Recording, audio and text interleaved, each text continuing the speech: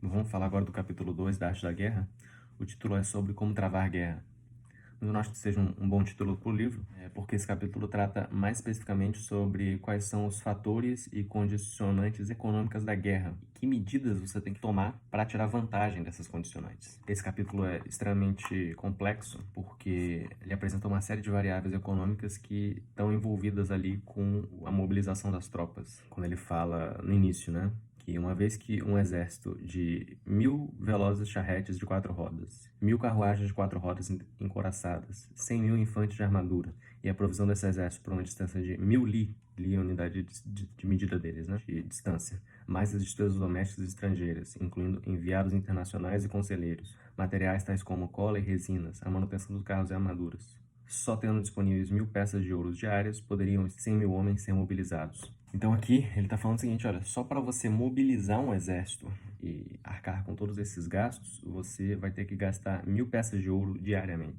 Então é uma condicionante, né? Se for mobilizar o exército, vai ter esse custo. E os custos podem ser catalogados em algumas categorias. Então se a gente pensar que a mobilização gasta recursos, né? Esses recursos são alimentos, são soldados para lutar, são armas e equipamentos. Recursos mais impalpáveis seriam aí a força e a disposição das tropas de lutar e também a moral das tropas, o estado de ânimo em que as tropas se encontram para a luta.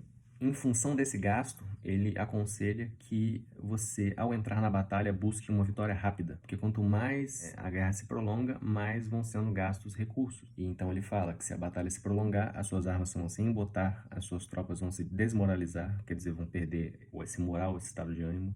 E se você, por exemplo, sitiar uma cidade murada, a sua força vai se esgotar também. E o exército permanecendo em campanha durante muito tempo, as reservas nacionais não vão ser suficientes. Então existe aqui um fluxo, né, em que certas variáveis influenciam sobre outras. Então eu montei um mapa usando a ferramenta dinâmica de sistemas para conseguir ver como que todas essas variáveis estão influindo umas sobre as outras, né, conforme a descrição que o Sun Tzu vai fazendo. Então ele fala aqui, quando as suas armas estão embotadas, as suas tropas estão com moral baixa, a sua força está esgotada e seus recursos foram dissipados, os governantes vizinhos vão tirar vantagem da sua dificuldade e vão te atacar. E mesmo que você tenha um conselho mais sábio, você não vai ser capaz de converter as consequências decorrentes disso. Então é isso. Se você vai para a guerra e você exaure os seus recursos, né, isso vai te colocar numa posição de fraqueza. E aí isso vai gerar uma outra consequência, que é o interesse dos governantes em te atacar. Então veja como ele vai montando as condicionantes. Se você mobilizar o exército, você vai gastar seus recursos. Se você exaurir seus recursos, os vizinhos vão te atacar. Uma coisa leva a outra. Então ele continua. Em matéria de guerra, eu já ouvi falar de uma prece estúpida, mas ainda estou para ver um caso onde prolongar as hostilidades seja atitude sábia. Jamais houve Estado que se beneficiasse com uma guerra prolongada. Portanto, se alguém não estiver plenamente ciente dos males ao se travar a guerra, ele tampouco poderá estar plenamente ciente de como revertê-la numa situação melhor. Então, ele está basicamente falando que existe uma pressa estúpida, né? Uma maneira apressada, estúpida de se conduzir a guerra, mas, por outro lado, você tem que querer resolver as coisas rapidamente. Se você prolongar a guerra, você vai se exaurir. E nenhum mais sábio conselheiro vai conseguir te tirar dessa situação. Então, ele continua. O comandante hábil no uso do exército não faz alistamento militar mais de uma vez, nem transporta repetidamente suas provisões de casa. Ele carrega consigo seu equipamento militar e desapossa as provisões do seu inimigo. Assim, ele tem o necessário com que alimentar o seu exército. Então, a partir daqui, ele vai começar já a inserir algumas variáveis para você tirar proveito das condicionantes inerentes à própria mobilização do exército. Porque se mobilizar o exército faz com que você gaste demais os seus recursos, e gastar demais os seus recursos vai te deixar pobre, e a sua pobreza, a sua fraqueza de recursos, tanto econômicos quanto militares, vai te tornar um alvo mais fácil de ser atacado pelos estados vizinhos. Então o que você tem que fazer? Você tem que, a partir da ação militar, procurar extrair do seu inimigo os recursos para que você não se desabasteça, para que você não se empobreça. E ele fala que existe uma proporcionalidade interessante nesse aspecto, ele vai falar isso mais para frente. O custo para você comer 1 quilo de provisão que veio da sua nação equivale a 20 vezes o custo de você comer 1 quilo de ração do vizinho. É muito mais econômico você se abastecer com os suprimentos do seu adversário, né, à medida que você for guerreando. Então ele continua. Um Estado se empobrece por conta do seu exército quando precisa provê-lo a longas distâncias. Prover um exército a longas distâncias é empobrecer o próprio povo. Por outro lado, o preço dos bens aumenta em lugares de onde o exército está perto. Quando os bens são caros, esgotam-se os recursos. E uma vez que você tenha esgotado seus recursos, você será obrigado a elevar os tributos em prol do exército. Então é uma outra variável, isso daqui está bem claro no nosso mapa. Quanto mais você gasta seus recursos, mais você vai esvaziando os cofres públicos. Quanto mais os cofres públicos vão ficando vazios, mais você tem que aumentar os impostos. Quanto mais você aumenta os impostos, menos dinheiro as pessoas vão ter. Diminui a riqueza da nação, elas vão empobrecendo.